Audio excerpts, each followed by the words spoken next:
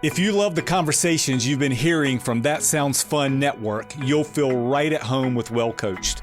Hey guys, I'm Chris Weinberg from the Well Coached Podcast, a show where founders, leaders, and creatives talk about building real businesses. And they want to do it without selling their soul to the hustle, culture, or corporate nonsense.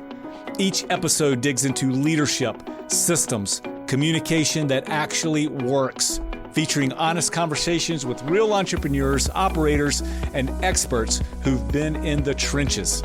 So if you're scaling, leading teams, or just trying to do this whole business thing with a little bit more clarity and a lot more integrity, Well Coached is for you. Find Well Coached wherever you're listening now and consider this your sign to level up how you lead.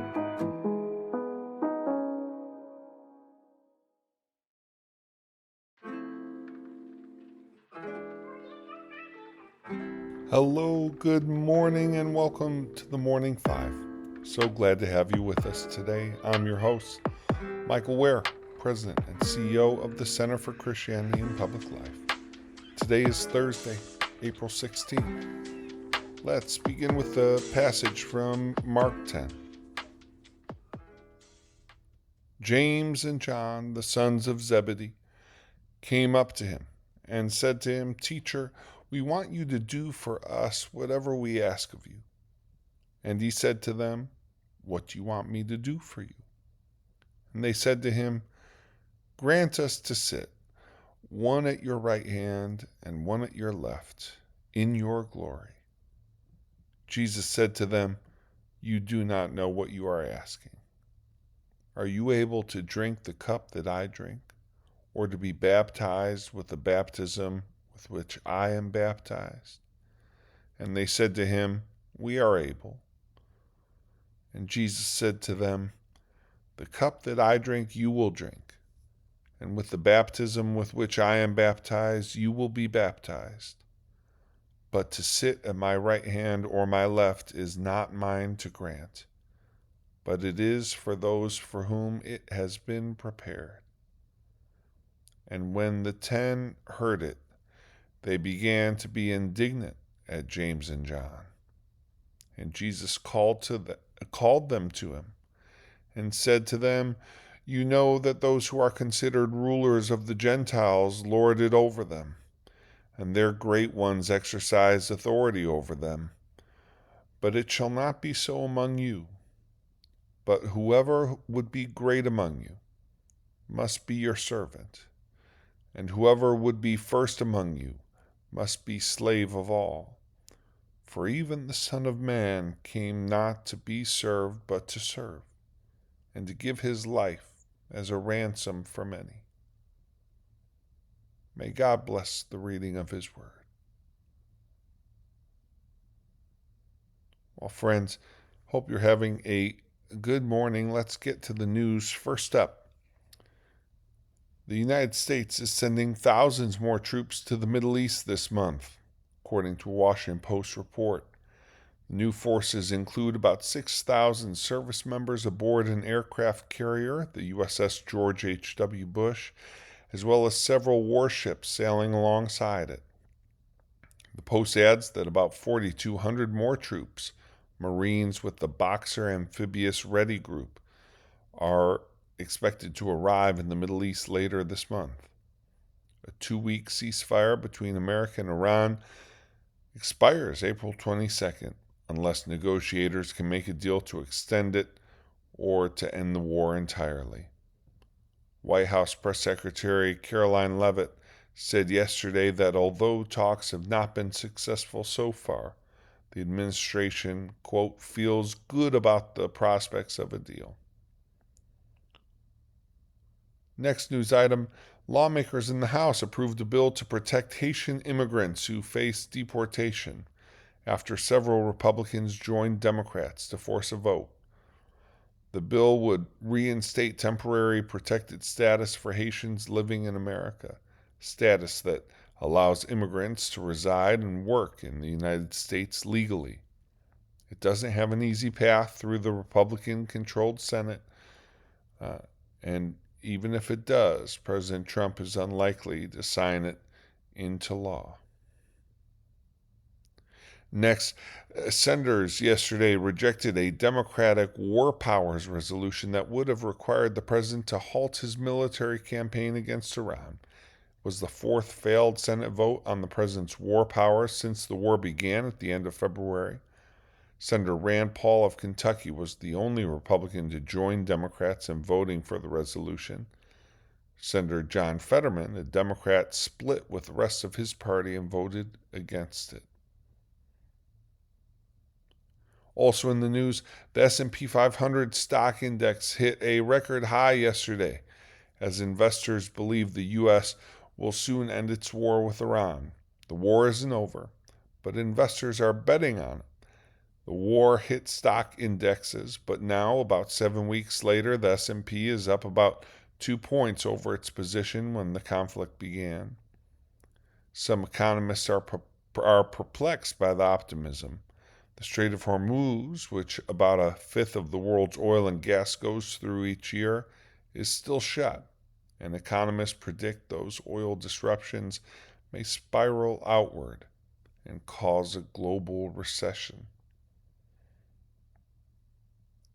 With that, let's get into today's main story.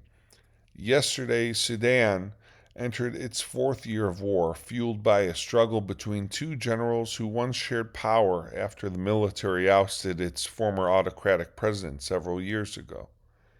The conflict has left 13 million people displaced and starving, and at least 59,000 people have been killed in the war. A paramilitary group known as the RSF has sought to rule in Sudan, battling the country's military. The RSF has slain many in the Darfur region in particular, where it has focused on setting up its operations, with UN experts describing the atrocities as a genocide. I'll read from an Associated Press article about the war published yesterday. More than 11,000 people have gone missing over the course of the war, the Red Cross says. The war has pushed parts of Sudan into famine. The number of people with severe acute malnutrition, the most dangerous and deadly kind, is expected to increase to 800,000. About 34 million people, or almost 2 out of 3 Sudanese, need assistance.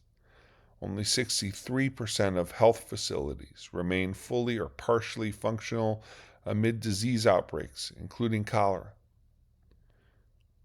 The World Health Organization said yesterday that the war is the world's largest humanitarian crisis. The war in Sudan is devastating lives and denying people their most basic rights, including health, water, food, and safety. The health system has been crippled, leaving millions without essential health care, said the World Health Organization's Director General. Doctors and health workers can save lives, but they must have safe places to work and the medicines and supplies they need. Ultimately, the best medicine is peace. Now, Pope Leo, who's visiting Africa this week, has decried the war, saying how much the Sudanese people are suffering, innocent victims of this inhuman tragedy. I renew my fervent appeal to the warring parties to silence their weapons and begin, without preconditions, a sincere dialogue aimed at ending this fratricidal war as soon as possible. 10 countries have gotten involved in the war, with some of them sending weapons to their preferred sides. The United States has argued for a 3-month humanitarian truce, which would lead into a political process to form a whole government for the war-torn country. Those calls have not been successful. John Mukambaku, a non-resident senior fellow at the Brookings Institution, wrote earlier this year that it would help accelerate peace talks if the international actors who have been sending weapons into Sudan would stop. An Amnesty International report found weapons from Turkey, Russia, China, Serbia, Yemen, and the UAE have been imported into Sudan, sometimes diverted to the RSF in Darfur. Instead of weapons, Mbaku writes, supporters of either side should, quote, direct their attention and resources to civil society organizations that are currently working to provide emergency aid. Let's bring all of this to the Lord in prayer. Dear Father, always near us, may your name be treasured and loved. May your rule be completed in us. May your will be done here on earth in just the way it is done in heaven.